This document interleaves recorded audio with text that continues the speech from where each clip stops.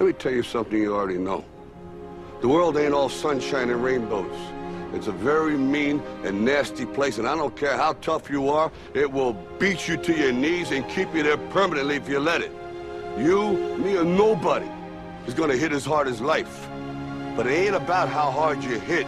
It's about how hard you can get hit and keep moving forward. How much you can take and keep moving forward. That's how winning is done. Pain is temporary. It may last for a minute, or an hour, or a day, or even a year. But eventually, it will subside, and something else will take its place. If I quit, however, it will last forever.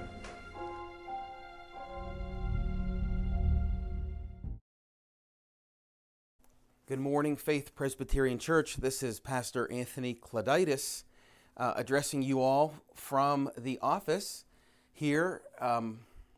You've heard by now that we are not going to have worship service corporately, but that does not mean we can't continue to carve out time for God in our own lives. During this COVID-19 pandemic, we're going to be having sermons sent out just like this. In light of the COVID-19 situation, God is still relevant, and I think in people's lives maybe even more relevant because they're faced with their mortality. And I think some people are asking, where is God in all of this, or what does God have to say in all of this? So at church here, we have been going through the book of James. And I believe that James gives us 4 clear instructions for this situation. 4 clear instructions on how we should handle the COVID-19 situation. The first thing that you and I need to understand is that this is a paradigm shift. This is something that leaders use to describe when things in the world change, when things that has never sort of happened before come upon people, and it sort of resets things back to zero. Now, that being said, I don't think everything in the world is going to change going forward. However, I think it's undeniable that the way you and I live life, have lived life before COVID-19, is going to be altered in some way, shape, or form after COVID-19. Perhaps it's going to be for the worse, it might be for the better, or it's going to be a combination of those things. In my mind, it's probably going to be a combination of those things. But here's the first point from the book of James that we could take and apply, and that is we need wisdom. In James chapter 1, verse 5, James teaches that if any of us lacks wisdom, let him ask of God who gives it generously. James was addressing a church that didn't have all the answers. And so what James instructs them is to seek God for wisdom.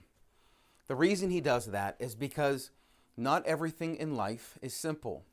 Not everything in life is black and white.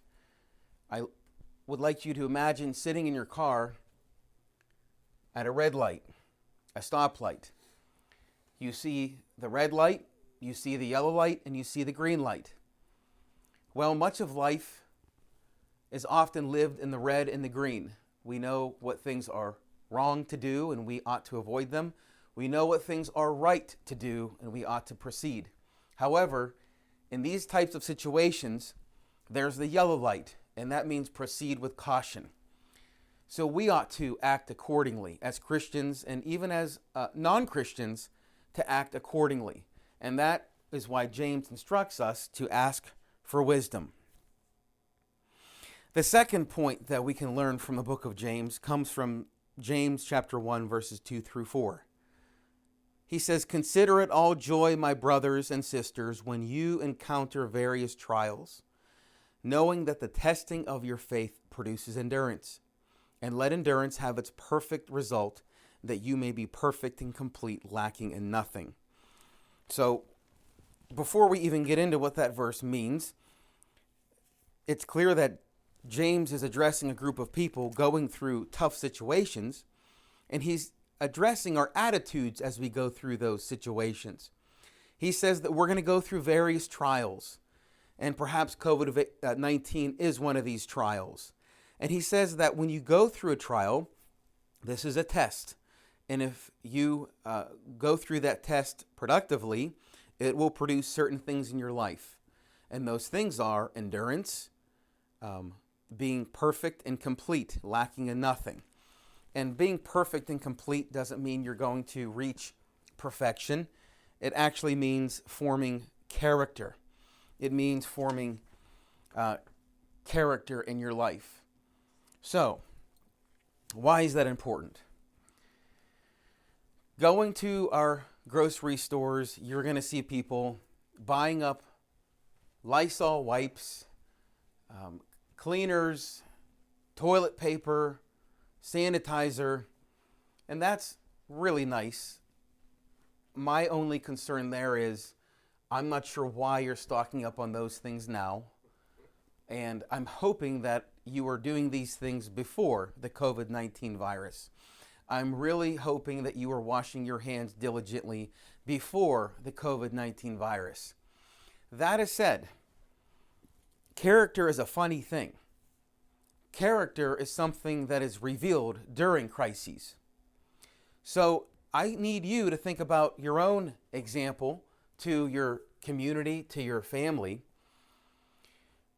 And if there's no more toilet paper left in the Walmart aisle, you need to think about your reaction, how you're going to react or not react, because that's going to reveal your character. Character is one of those things that it's already within you, and when you go through a crisis, your character is then revealed. That's something you need to think about. The third thing that we can learn from James is in chapter 3, verses 1. He says, let not many of you become teachers, knowing that as such we shall incur a stricter judgment, or that could mean greater condemnation. Now here he actually addresses leaders. And in this context, he's speaking of the local church. He's talking about pastors. But not just pastors, he's talking about anyone that takes a leadership role or a teaching role with authority over others. You have deacons, you have elders. I would also argue that if you are a parent or grandparent, this could apply to you because you are in an authoritative role, a leadership role over your family. Now, one of the things about this situation is that it's a very fluid situation, meaning things are developing very quickly, very rapidly. It's not day by day, it's not week by week, it's not month by month. This is almost moment by moment.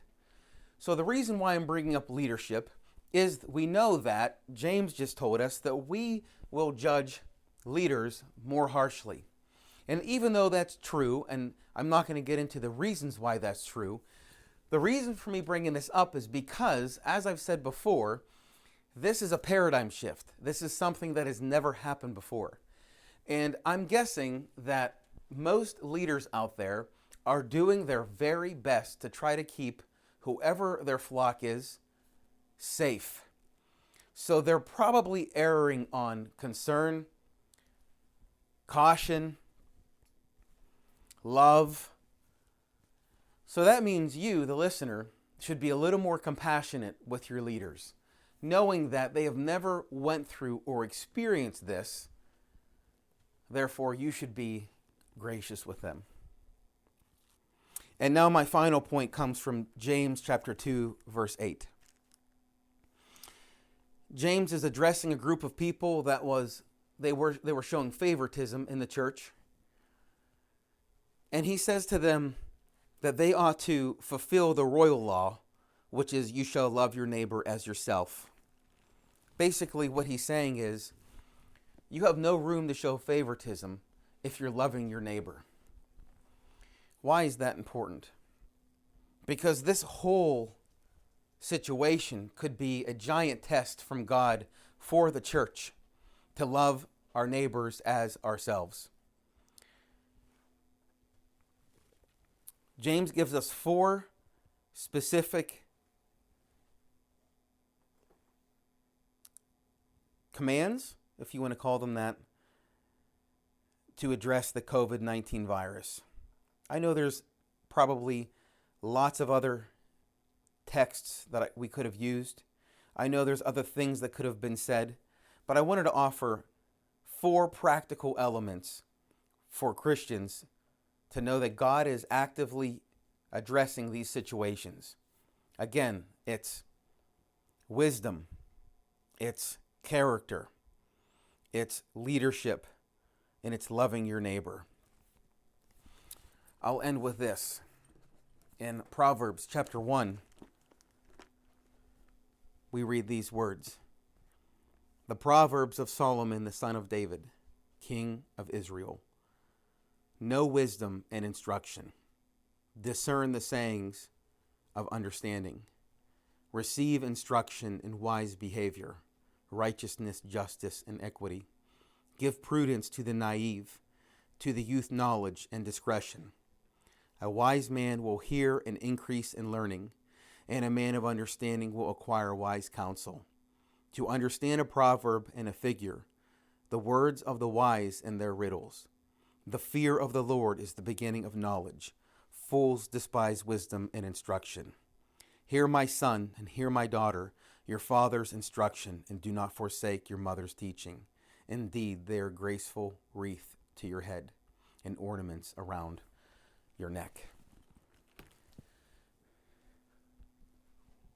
As this situation unfolds, I can assure you, as the pastor of Faith Presbyterian Church and the elders at Faith Presbyterian Church and the staff of Faith Presbyterian Church, we're going to be working around the clock on issues within the church and outside the church.